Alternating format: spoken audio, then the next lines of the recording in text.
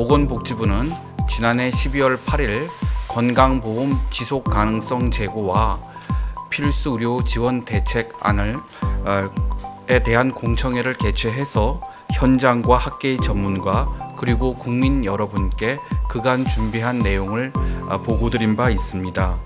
오늘은 그동안 의견 수렴을 통해 보완한 필수 의료 지원 대책을 발표하겠습니다. 지난 공청회에서 정부는 전 국민이 언제 어디서든 골든타임 내에 중증 응급, 분만, 소아 진료를 제공받을 수 있는 체계를 구축하는 것을 대책의 목표로 제시한 바 있습니다. 이러한 정책 목표를 달성하기 위한 세 가지 추진 방향도 말씀드렸습니다.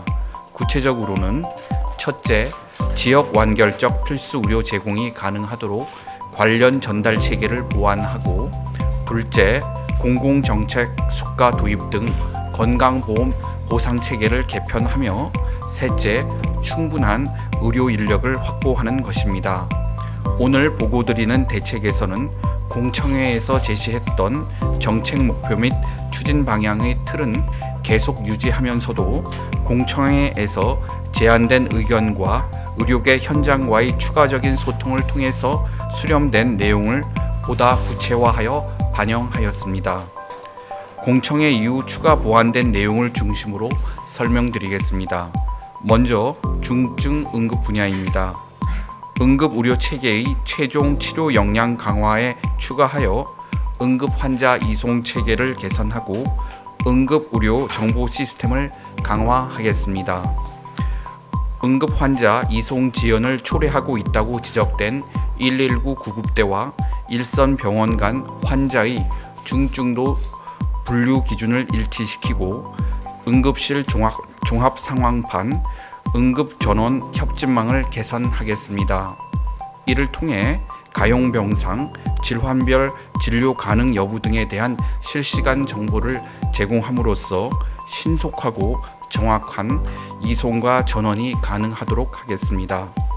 상급 종합병원이 중증 진료 기능에 집중하고 그에 필요한 인력과 병상을 확보하도록 상급 종합병원 지정 평가 기준을 개선하겠습니다. 입원 환자 중 전문 진료 비율을 높이고 단순 진료 비율은 낮추며 입원 환자 전담 전문의 기준과 중환자실 병상 확보율 기준을 신설하겠습니다.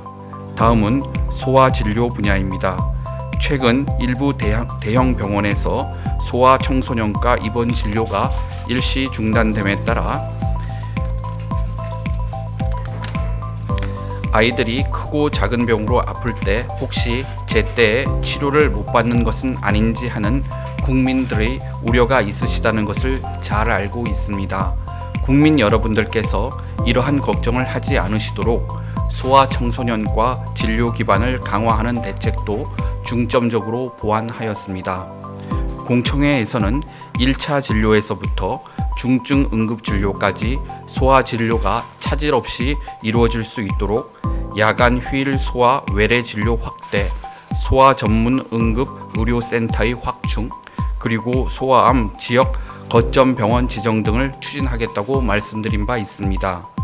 오늘은 여기에 더하여 응급 의료기관을 평가할 때 소아 환자 진료 실적도 함께 평가함으로써 응급 의료기관의 소아 진료 기능을 강화하겠습니다. 이를 통해 언제든지 사시는 곳과 가까운 응급 의료기관에서 소아 응급 진료를 받으실 수 있도록 하겠습니다.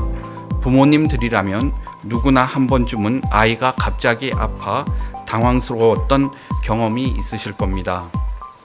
앞으로 이런 경우 응급실로 가기에 앞서 전화로 전문적인 상담을 받으실 수 있는 서비스도 검토하겠습니다.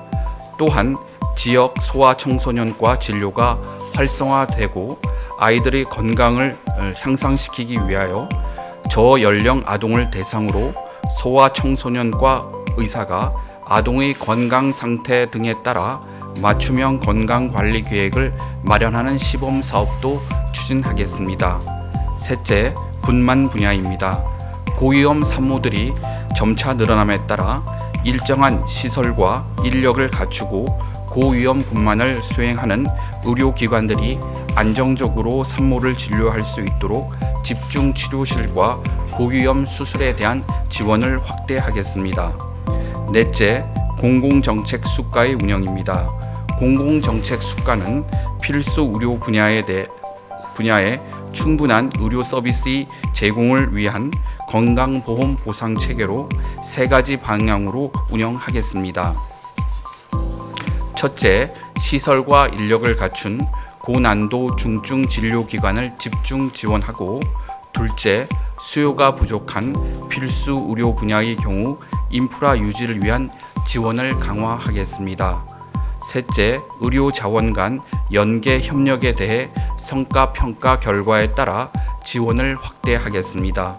이러한 방향성 하에 공공정책 수가가 행위별 수가의 한계를 보완할 수 있도록 지속적으로 발전시켜 나가겠습니다. 한편 충분한 필수 의료 인력을 양성하기 위한 세부적인 방안을 마련하는 과정은 매우 세밀하게 접근할 수밖에 없습니다. 누구보다도 의료 현장을 잘 알고 있는 의료계와 함께 지난주에 출범한 의료현안협의체에서 심도 있는 논의를 통해 추진 방안을 마련해 나가도록 하겠습니다. 이상 추가 보완된 사항을 중심으로 말씀드렸습니다마는 전체 필수 의료 지원 대책은 나누어 드린 자료를 참고하여 주시기 바랍니다.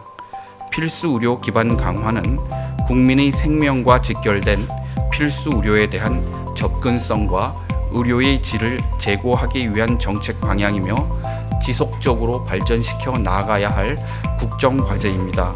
이번 대책은 필수 의료 기반을 강화하는 첫걸음이라고 할 수 있습니다. 정부는 앞으로도 필요한 분야에 대한 추가 대책을 마련하는 등 계속 보완해 나가도록 하겠습니다. 감사합니다.